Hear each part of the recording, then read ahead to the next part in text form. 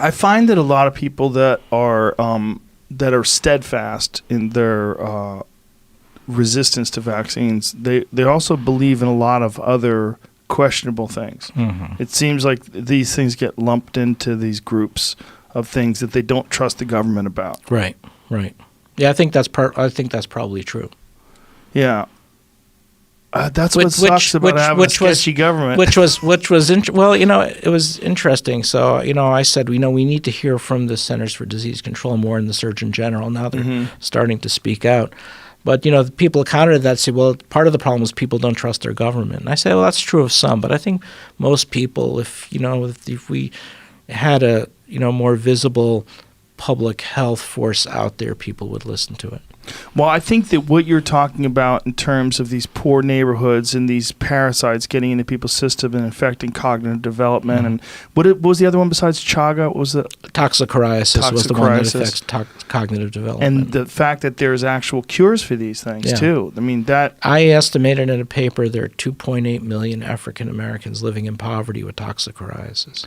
Wow. This is not a rare disease, Joe. This is a common disease. But it's so unknown. But it's occurring among the poor, and it's a chronic and debilitating infection. It's not dramatic. It's not Ebola. It's not killing people. Is this mostly in warmer climates as well? It's more common in the south than in the north. Is it because they have longer time to stay alive? Because the eggs are in the environment, and the worm develops within the egg. Is there any other diseases that are going on that we don't know about? Most people aren't aware about? Yeah, sure. There's a brain parasitic infection called cysticercosis. What's that one from? That one is from eggs, often from individuals who have a tapeworm. So we're seeing cases of that. There's some of the viruses transmitted by mosquitoes. One of the ones we don't talk about a lot, which is a very serious infection, is West Nile virus infection.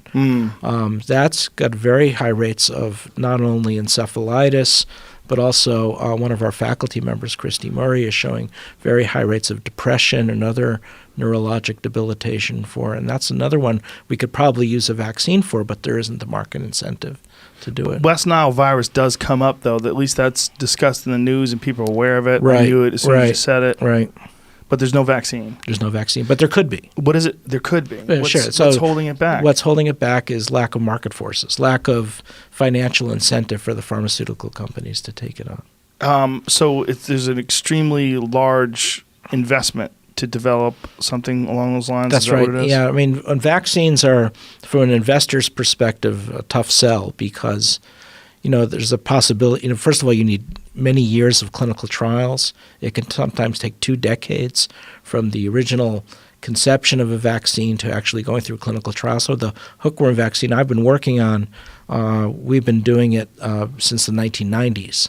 So we're talking decades-long time horizons. When you talk to an investor about something with decades-long time horizons, you figure it out, right? The lights go out. I mean, very, very quickly.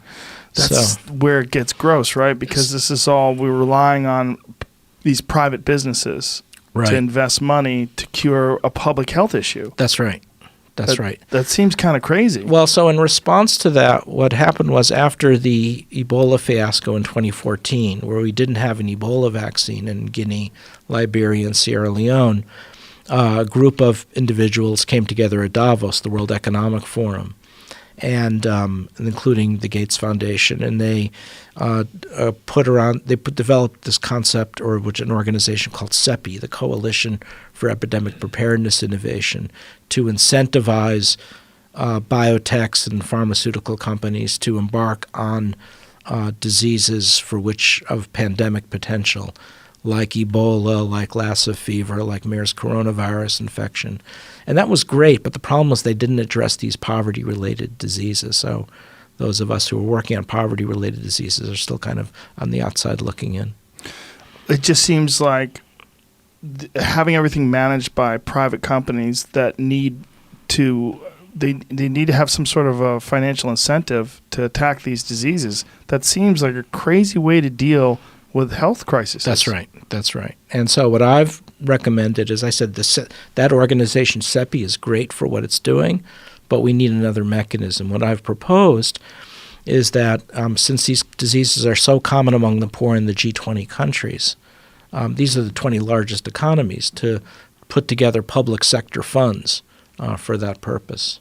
Public sector funds for investing in developing vaccines and treatments? For poverty-related diseases, these chronic debilitating diseases. And in fact, we can show that working with health economists. We actually work with a terrific health economist whose name is Bruce Lee, of all names. He's a professor at Johns Hopkins. Seems like you would change your name. Yeah, right. He loves it.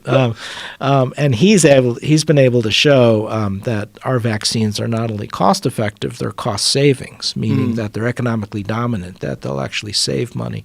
The problem is doesn't help you with the fact that you still need some. But the return is on public health. You still need somebody to come along and provide that investment.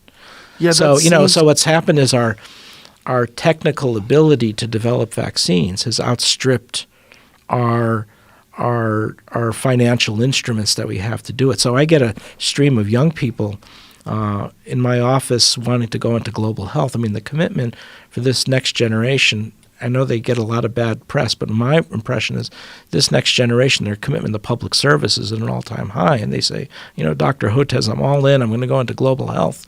And they're a little bit disappointed when I tell them get an MBA or get a law degree, because where we need the innovation now is in the finance sector. There must be a business model out there that would work, that would figure out how to do this. I just don't have the background to do it.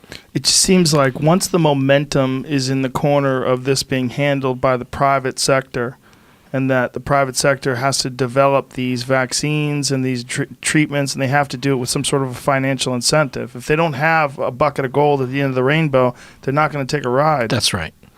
So that's crazy. It's crazy, but that's the reality. And so what the exciting thing about what I do is, developing these vaccines for poverty-related diseases, is there's no roadmap. Right now that we're in clinical trials, I don't know what the roadmap is to get to licensure and getting these vaccines out to the public. The terrifying thing, the thing that keeps me up at night, is there's no roadmap. Right. So it's both good and bad. It's both good, yeah. There's how much does it cost to get a vaccine? I mean, in general, from developmental period to actual application. Well, the pharmaceutical companies have traditionally said billions, but I don't think that's the case. I think one of the reasons they're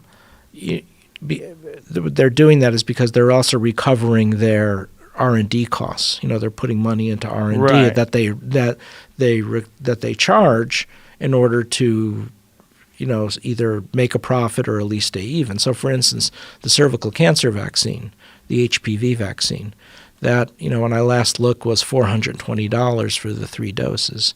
It doesn't cost $420 to make that vaccine. It's just that they're recovering their R&D costs, which is fair enough. So one of the things that we're proposing to do for our neglected disease vaccines is we'll de-link the R&D costs. In other words, if we've gotten grants, whether it's from the Gates Foundation in the past or the NIH or the European Union or the Dutch government or the Carlos Slim Foundation, we're not going to pass those costs on. We'll just, that was used for R&D, and we would just cost for the cost of goods. So at least we can get it down to just a couple of dollars a dose, a few dollars a dose.